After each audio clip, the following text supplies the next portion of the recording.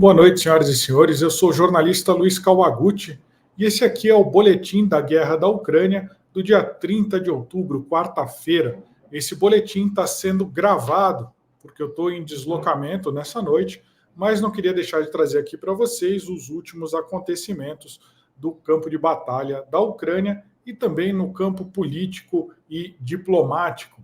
O que a gente tem aqui, o que eu anunciei, é um cerco que a Rússia está preparando, em meio aí a uma série de notícias de que haveria aumentado o ritmo de avanço das tropas russas no leste da Ucrânia. Eu já aviso para vocês que não é nada comparado ao que a gente viu lá em 2022, não tem aí uma nova ofensiva russa super rápida que esteja acontecendo, não está acontecendo nada disso, isso daí é propaganda da Rússia, mas parece que eles estão se movimentando. A gente imaginava que a Rússia estava indo para tentar capturar a cidade de Pokrovsk e talvez esse não seja o destino das tropas da Rússia neste ano. Por isso, vamos ver aqui no mapa a evolução aí das últimas semanas da frente russa. Vamos ver o que está em jogo. Vou colocar aqui o nosso primeiro mapa, pessoal. Essa daqui é a frente leste, então o que a gente está vendo aqui em vermelho é o que a Rússia conquistou em 2022. Em verde é o que a Rússia havia conquistado e depois foi reconquistado pelos ucranianos, e aqui na região mais amarelinha à esquerda aqui do mapa é o território intacto da Ucrânia. Então a gente está vendo aqui, esse aqui é um mapa mais com zoom aqui da frente de Pokrovsk. Eu coloquei aqui em destaque, mais em branquinho aqui, assim, o nome da cidade de Pokrovsk. Vocês estão vendo aqui essa espécie de cunha aqui, a gente já pode, ela é tão grande que a gente pode chamar de um saliente russo. Ele se destacou aí da frente de batalha russa, que era mais ou menos uniforme aqui nessa região, e começou a se desenhar aqui em direção à cidade de Pokrovsk. Mas já tem aí quase um mês, esse saliente começou a ser construído em julho. As tropas russas avançaram bastante, não dá para a gente negar isso, mas até se convencionou chamar essa região aqui de frente de Pokrovsk, porque seria o principal objetivo aqui da Rússia na região. Então imaginou-se que tomando essa cidade, seria possível para a Rússia passar aí as frentes de defesa ucraniana, que estavam aqui mais a leste, e depois atacar os ucranianos pela retaguarda. Mas não acho que isso tenha sido deliberado, acho que houve uma grande resistência aqui na região da cidade de Pokrovsk, que os russos começaram a avançar muito devagar e talvez não estejam mais focando seu esforço principal em tomar a cidade de Pokrovsk, que ela é bastante grande e vai exigir aí uma quantidade de tropas da Rússia bastante elevada. A gente tem a frente russa está a cerca de 10 quilômetros de Pokrovsk ainda, então é bastante, não está tão perto assim, mas também não está tão longe. Só que não é para cá que o avanço russo tem caminhado. A gente vê outra cidade que a gente não imaginava que seria aqui um objetivo prioritário da Rússia, e o cerco começa a se fechar em cima dela. Essa é a cidade de Kurakov. Vocês estão vendo aqui, eu coloquei em vermelho aqui no mapa essa linha pontilhada, que é provavelmente aí o esforço que os russos eles vão tentar fazer. A gente não tinha visto até poucos dias esse lado de baixo da pinça crescendo. Esse lado de baixo da pinça ele só foi possível por conta da queda de Vuhledar, a cidade de Vuhledar que a gente estava falando, que foi uma dos maiores palcos de batalha de blindados da guerra da Ucrânia até hoje, quando toda uma brigada inteira mecanizada russa foi dizimada pelos ucranianos. Isso aconteceu em 2023 e agora, em 2024, há cerca de um mês, a cidade de Vuhledar caiu. Dá mais um zoom aqui no mapa. Aqui vocês conseguem ver com mais clareza essa cidade de Kurakov. Kurakov é a maior cidade aqui dessa área, aqui dessa região, aqui da onde está fechando esse cerco. E eu coloquei umas setas em vermelho aqui maiores, que não são as do mapa original, que inclusive são do mapa do Deep State, uma organização que é ligada ao governo ucraniano, mas traz mapas que são bastante acurados. Então, o que a gente está vendo aqui, aqui mais no norte, a tropa russa ela avançou para o oeste, principalmente aqui nessa cidade de Tsurukui, também faz parte aqui de um ataque à cidade de Selidov, que está mais ao norte, que eu vou falar daqui a pouco, e toda essa região aqui de Kurahivka, que vocês estão vendo na segunda setinha de cima para baixo, que é uma área mais elevada, que é um bolsão de resistência ucraniana que os russos estão tentando fechar há várias semanas aqui. Mas eles conseguiram avançar com muito mais facilidade aqui em relação a Tsurukui. Aqui tem menos cidades, é mais região de campo aberto, tem uma linha férrea aqui, e os russos conseguiram avançar bastante nessa direção. Eles também tiveram um vetor de apoio que foi direto em direção a Kurakov, mas eles não atacaram a cidade de Kurakov, eles começaram a seguir para o norte para tentar fechar aqui esse bolsão menor aqui de Kurahivka. Então, me parece aqui, olhando esse mapa, olhando a evolução nas últimas semanas, não estava tão claro aqui, os russos avançaram muito rápido aqui, se vocês olharem a última seta aqui de baixo para cima, da região de Vuhledar, que era esse bastião, era uma grande fortaleza ucraniana que estava segurando o avanço dos russos, e eles avançaram bastante aqui nessa região, e não só a partir de Kurakov, de toda essa área, a gente está falando da região de Donetsk aqui, então eles fizeram um avanço muito grande de norte para sul, de sul para norte, perdão. E vocês percebem que eles conseguiram avançar rápido aqui, porque não tem muitas cidades nessa região. Mas me parece que dá para ver bastante aqui evidente que a intenção da Rússia talvez não seja caminhar ainda nesse ano para Pokrovsk, mas talvez fechar esse cerco e tomar toda essa região de Kurakov. Não vai ser fácil para os russos tomarem Kurakov, mas me parece que é esse o objetivo, talvez seja até um objetivo mais prioritário para eles do que avançar diretamente em relação a Pokrovsk.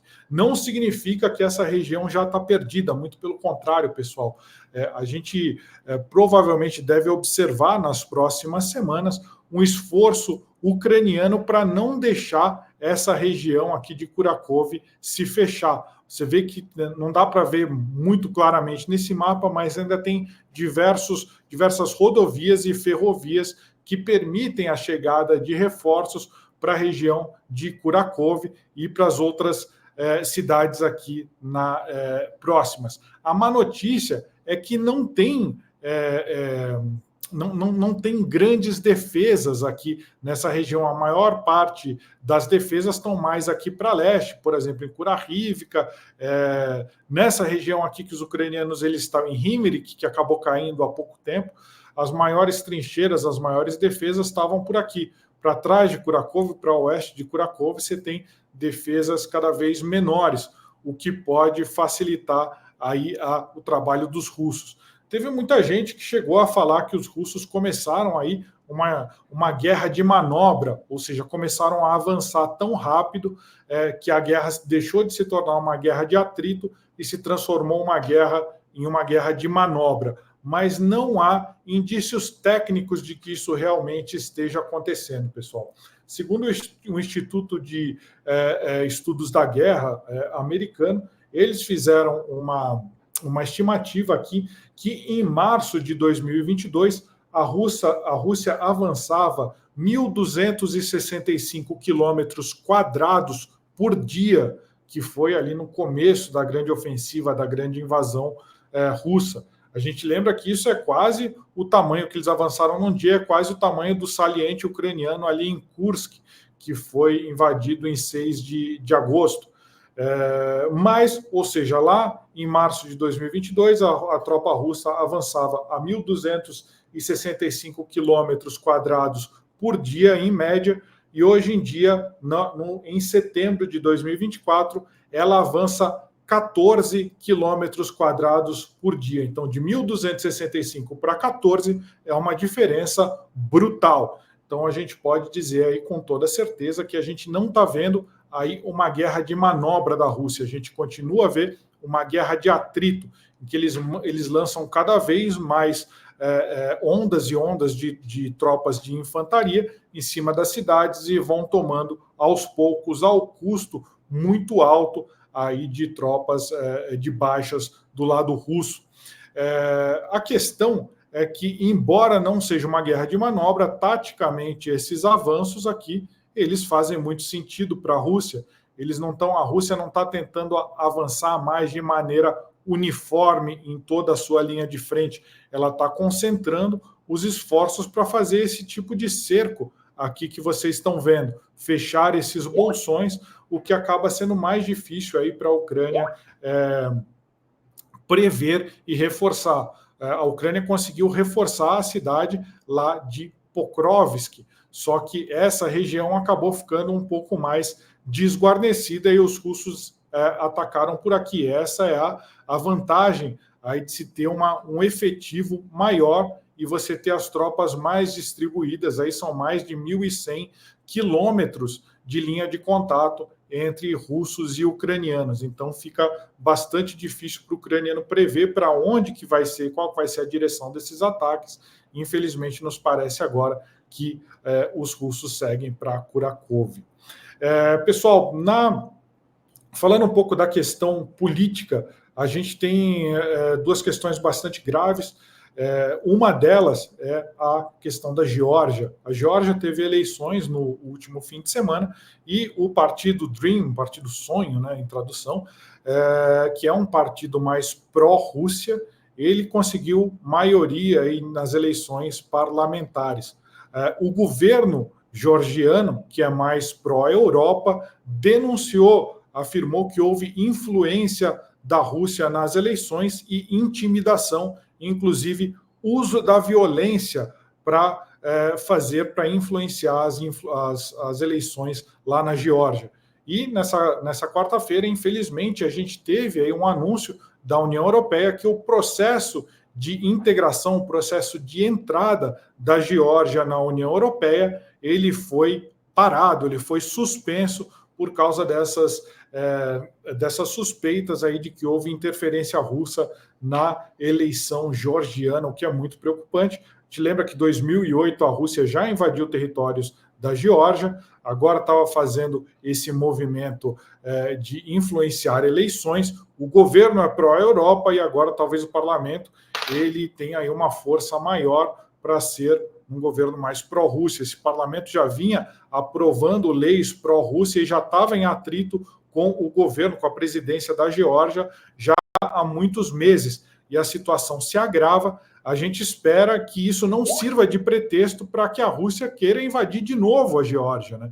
Então a gente tem medo aí de que possa ser aberta uma nova frente de batalha. Provavelmente nada acontece de fato até as eleições americanas, que acontecem porque as eleições são no dia 5 de novembro, mas a gente não sabe quando que vai sair esse resultado, aí não sai de um dia para o outro. A gente tem Biden ainda ficando no poder por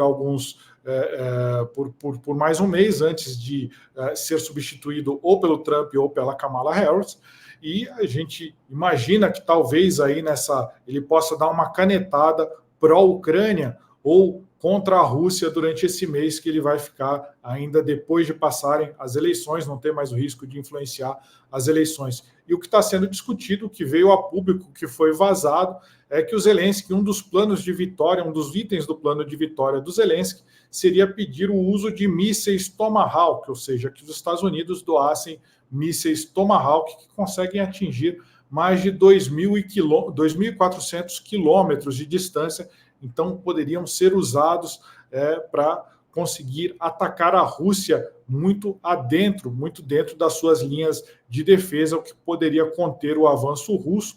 Mas esses mísseis Tomahawk, a princípio, eles não seriam para agora. eles seriam uma garantia, ou seja, uma defesa a longa distância que a Ucrânia teria após um acordo de cessar-fogo. Esses mísseis seriam, pelo que está sendo ventilado, eles seriam transferidos para a Ucrânia.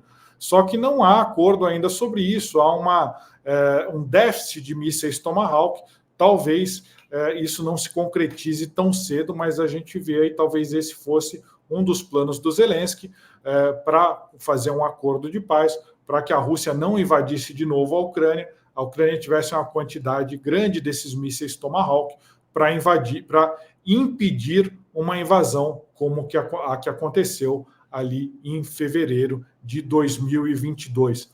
Então temos que ficar atentos a essas duas frentes políticas agora e principalmente da evolução das tropas ali no campo de batalha. Eu agradeço a presença de todos aqui que assistiram esse vídeo e peço que vocês, quem gostou do vídeo, por favor, dê um like para a gente se tornar mais relevante aqui no YouTube.